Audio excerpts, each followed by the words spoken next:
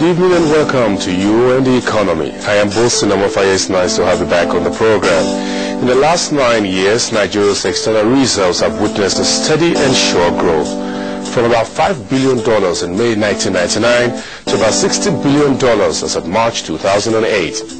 This phenomenal growth of the reserves have assisted the country in financing its budgetary programs, maintain exchange rate and price stability, and the settling of external obligations at the Paris Club debt. As I've been said on this program, this rapid growth in reserves is not peculiar to Nigeria. Take a look at these figures.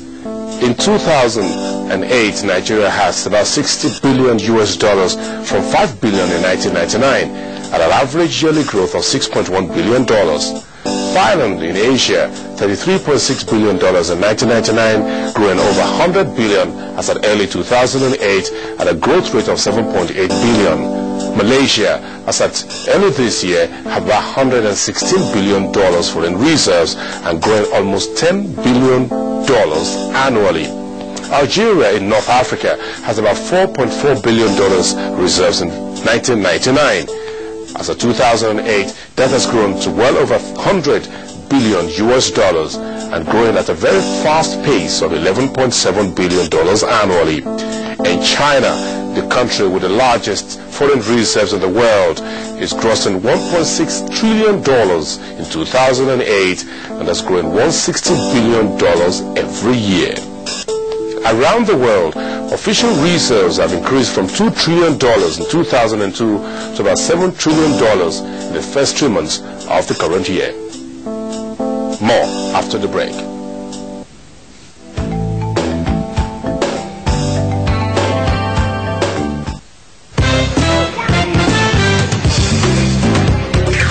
Centers.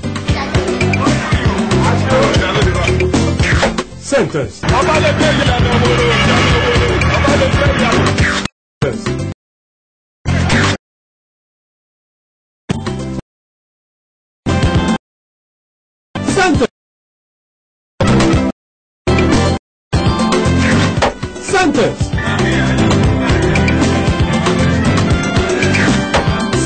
My people, if you never hear, make una hear now or say now punishable offense to abuse, buy or sell the naira, and anybody will commit will collect with 6 months inside jail or 50,000 naira fine, or 2 of them combined. So if you value yourself, value the naira join. No squeeze am, no dirty am, no spray am for party. Otherwise, government go catch you. This message now from the Central Bank of Nigeria.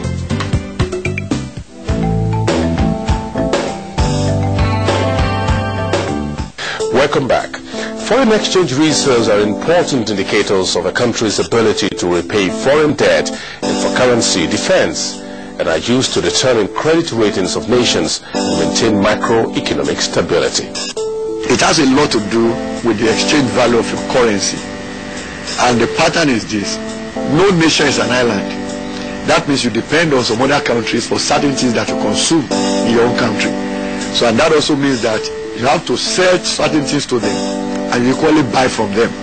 Now, in buying from them, we can estimate your import bill and say, okay, in a month, Nigeria spends this much to import all the things she requires to keep our economy running.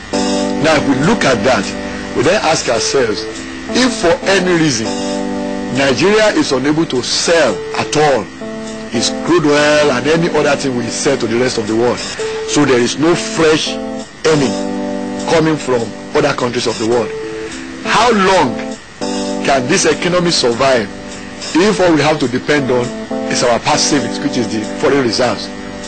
So we then look at how many months of our import bills that can finance.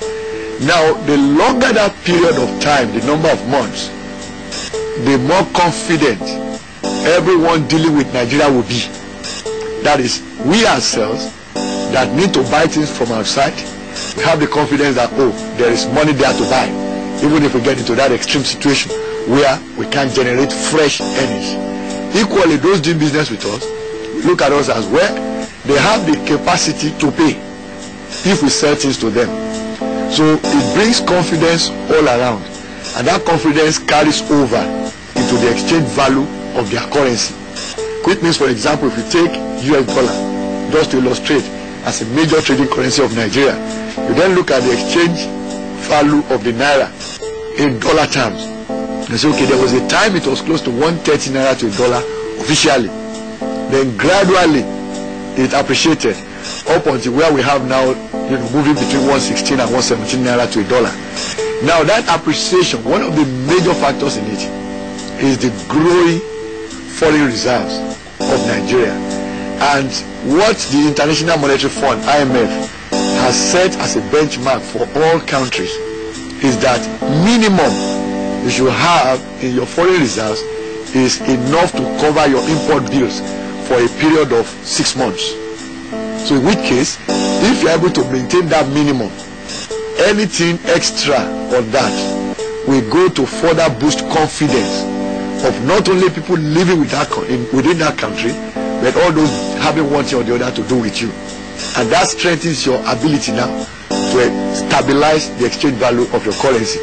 In which case, the more you grow your external reserves, the larger the capacity to fund your imports, and of course, the confidence you gain will not make people go to buy foreign currencies in panic, which really is the major challenge in managing the exchange value of any currency. So every country therefore is looking at that. How do I build my reserves? Of course, building reserves will mean that you produce enough to sell more than what you are buying. So you have something left. That something left we refer to as accretion to reserve in economics. So the accretion to reserve now, when you do it consistently over time, it makes your economy, your foreign reserves, to actually grow.